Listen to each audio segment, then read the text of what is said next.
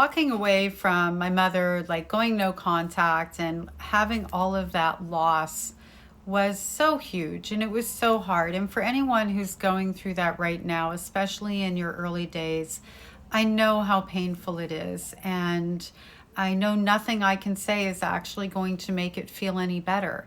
There's a healing process that has to happen. You are literally grieving the loss of people who are walking this earth. It's not natural. I want to give you something else aside from a message of, I know how hard it is. I want to give you a message of, it's also so rewarding. And I'm going to do that by sharing a little story I had with my daughter. So I walked away from my mother when I was like 22, 23 years old. My eldest daughter was 6 years old at that time.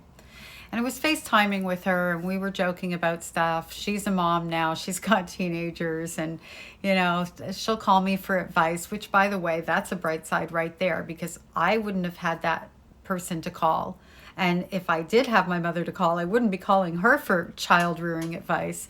Anyway, I'm looking at her and we're talking about dating because my daughter's a single mom and we're going through this whole thing. And I take a second look at her and her hair is done. She had just come back from the salon and it was like blown away. It's so beautiful. Like it's like mine, but 10 times nicer. And then I'm looking at her makeup and she's kind of got my vibe going on and she's wearing another lipstick color I wear all the time. And I said, Jade, can you look at me for a minute as we're on FaceTime? And she stops and she starts laughing. She goes, well, I am my mother's daughter.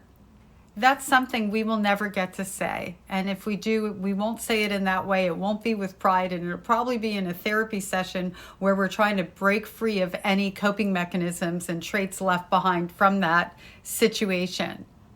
But to raise a child who looks at you with this really beautiful look on her face, say, I am my mother's daughter, that's what makes walking away worth it right then and there. Those are the moments. And that's something you have to look forward to.